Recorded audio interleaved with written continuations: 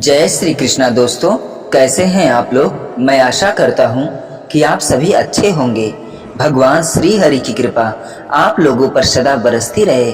दोस्तों, आज की वीडियो के माध्यम से हम जानेंगे कि दुर्योधन इतना बड़ा पापी था, फिर भी उसे स्वर्ग क्यों मिला। इसका जवाब थोड़ा आध्यात्मिक है मित्रों, और स्पष्ट भी कि दुर्योधन ही नहीं, जितने भी कौरव थे एवं उनकी जितनी भी सेना थी, उन सभी को स्वर्ग मिला। कारण था कि जिन जिन लोगों ने कृष्ण के विराट रूप का दर्शन किया था, दुर्योधन की सभा में जब श्री कृष्ण अपना विराट स्वरूप प्रकट किए थे, उस समय दुर्योधन ने कहा था, ये तो जादूगर है। उन सभी को ईश्वर का साक्षात्कार हुआ था। उसी समय वे सभी समस्त पापों से मुक्त हो गए और मरणोपरांत स्वर्ग प्राप्त किया। इसका एक और पहलू है, आपने सुना होगा कि युद्ध का पूरा दृश्य देखने वाले श्याम बाबा बर्बरिक, जो हिंडिवा और भीम के पुत्र घटोत्कच के पुत्र थे, जिन्हें महाभारत के प्रारंभ में ही कृष्ण ने मार दिया था, चूंकि वे कौरवों का साथ देने के लिए तत्पर थे तथा वे अत्यंत शक्तिशाली भी थे, पर उनकी इच्छा थी कि उनका उद्धार कृष्ण के हाथों ही हो। तो जब कृष्ण ने उन्हें मारा, तब बर्बरिक ने अपनी इच्छा प्रकट की कि वो पूरा युद्ध देखकर ही मोक्ष प्राप्त करना चाहते हैं। इसलिए कृष्ण ने उनके सिर को एक ऐसी जगह स्थापित किया कि जहां वे पूरे दृश्य को, युद्ध को देख सकते थे। अब युद्ध के अंत में जब सारे पांडवों को कृष्ण बर्बरिक के दर्शन कराने के लिए ले गए, तब सभी पांडवों ने बारी बारी से अपने अपने पराक्रम की प्रशंसा की और प्रशंसा करते हुए उनसे पूछा कि हम में से किसका पराक्रम सर्वश्रेष्ठ था मधुसूदन। तब बर्बरिक ने मुस्कुराते हुए उत्तर दिया कि पूरे युद्ध में मुझे तो आप लोग कहीं दिखे ही नहीं, वहां तो सिर्फ कृष्ण ही थे, यानी मारने वाले भी कृष्ण और मरने वाले भी कृष्ण।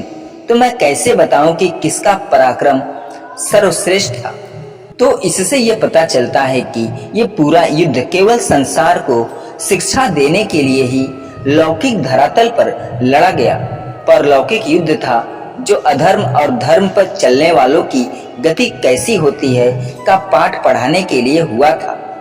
अर्थात धर्म के साथ ईश्वर स्वयं है और अधर्म बेसहारा है।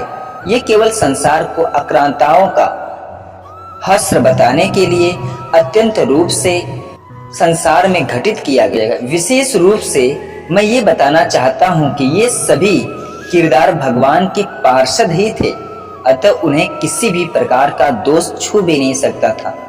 जैसा अन्य अवतारों में हुआ, जैसे राम रावण हो या कृष्ण कंस हो या कौरव पांडव हो, ये सभी अपनी अपनी भूमिका के हिसाब से कर्म कर रहे थे, वैसे हम लोग भी अपनी अपनी भूमिकाओं के साथ पृथ्वी पर जन्म लेते हैं।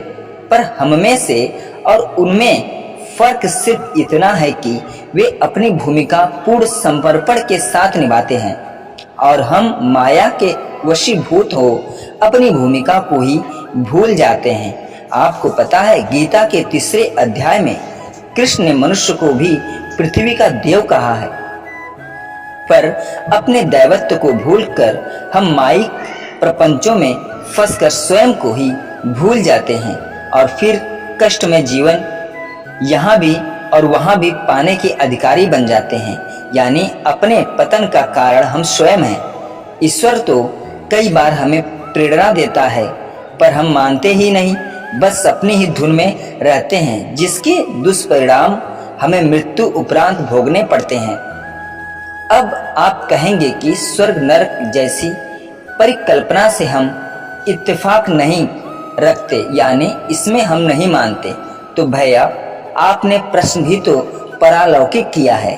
क्या किसी ने देखा है कि दुर्योधन को स्वर्ग मिला या नरक? तो ऐसे प्रश्नों का उत्तर भी पारलौकिक सिद्धांतों के आधार पर ही दिया जाएगा। कई लोग कहते हैं कि दुर्योधन ने चूंकि पूरा कर्म जो धर्म के विपरीत किया वो पूरी निष्ठा के साथ किया, इसलिए उसे स्वर्ग मिला। पर इसका मतलब तो ये है कि आप खूब पाप कीजिए, पर उसमें आपकी पूरी निष्ठा होनी चाहिए। बस आपको थाली में परोस कर स्वर्ग मिल जाएगा, पर नहीं, ऐसा बिल्कुल भी नहीं है, बल्कि आप घोर नरक में गिरेंगे और आपके कर्म संसार में भय और असुरक्षा का वातावरण पैदा करेंगे। और सबसे बड़ी बात यह है कि हम अपने कुकर्मों के परिणाम यहाँ भी और मृत्यु उपरांत भी भोगते ही रहेंगे। इस तरह के उत्तर देने के पीछे उन लोगों का तर्क शायद ये हो कि गीता में कृष्ण ने कहा है कि मनुष्य का पहला धर्म अपने परिवार का पालन पोषण करना है, और यदि वह राहजनी या अन्य किसी तरीके से परिवार का पालन पोषण करता है तो उसका पाप उसे नहीं लगता, चूंकि वो येन केन प्रकारेण वो परिवार के प्रति अपना धर्म निभा रहा है। पर वो आधा सच है।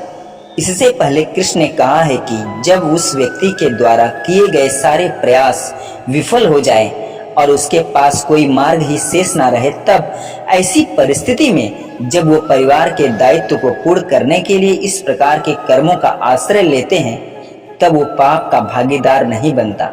यानी हर प्रयास में असफल होने के बाद उसे ये रियासत मिलती है, मतलब अकर्मवादी या सुगमता से धन कमाने या शौकिया तौर पर इस प्रकार के कर्म मनुष्य को पापी बनाकर नरकगामी बना देते हैं। अब यही सिद्धांत दुर्योधन पर भी लागू होता है। क्या वो परिवार पालने में अक्षम था? क्या धन कमाने का उसे के पास और कोई मार्ग शेष नहीं था? क्या वे स्वयं को भी नहीं पाल पा रहा था?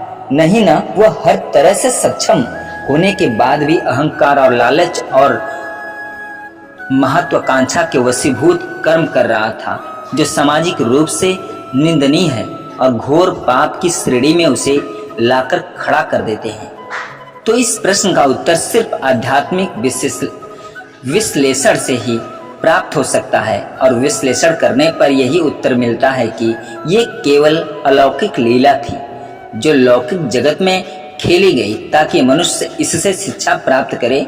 इसलिए दुर्योधन या अन्य सैनिकों तथा पांडवों को स्वर्ग मिला नहीं, वरन वो वापस अपने लोक में लौट आए, बिल्कुल वैसे ही जैसे कि जब हम कुछ शिक्षाप्रद नाटकों का मंच करते हैं और शो समाप्त के बाद सभी कलाकार अपने अपने घरों को लौट जाते हैं। इसलिए संत महात्मा कहते हैं कि केवल कथा मत वाचिए, वो कथा आपसे क्या कहना चाह रही है उसे समझने की कोशिश करिए। बस एक विनती है कि जब भी आप प्रश्न पूछें तो ये सोच विचार कर पूछें कि आपके द्वारा पूछा गया प्रश्न भौतिकवादी है या परलौकिक। चूंकि हम भौतिक जगत के प्राणी हैं, हमें नहीं पता स्वर्ग नरक क्या होता है, पर ग्रंथों के अध्ययन ये पता अवश्य कर सकते हैं कि जो भी जीव 84 लाख योनियों में से किसी भी योनि में वापस आता है तो उसका मोक्ष नहीं होता, और यदि वह लौट कर नहीं आता तो वो मोक्ष है जिसमें हम भी शामिल हैं, क्योंकि जब हम यहाँ मौजूद हैं मतलब हमारा भी मोक्ष नहीं हुआ, तभी तो हम यहाँ हैं। घटनाएं हमारा सिर्फ मार्गदर्शन करती हैं और कृष्ण को समझाने का प्रयास करती हैं, जिससे हम शिक्षित हों, अपना कल्याण कर सके। महाभारत भौतिक जगत में पनप रहे अति महत्वाकांक्षी लालच और अहंकार के परिणाम को दर्शाती गाथा है, जिसमें कृष्ण की शरणागति ही इससे छुटकारा दिलाने का एकमात्र साधन है। वास्तव में आपने इतना बड़ा प्रश्न पूछ लिया है कि जिसकी व्याख्या मुझे अभी भी अधूरी लग रही है, क्योंकि अभी और भी बहुत कुछ कहना चाहता हूँ, पर यदि कहना शुरू कर दूँ तो पूरी किताब लिख जाऊंगा। इसलिए आप इसका उत्तर संक्षेप में ही समझ लें। यदि कोई जिज्ञासा हो तो फिर से हमारे चैनल पर कमेंट करके पूछ सकते हैं।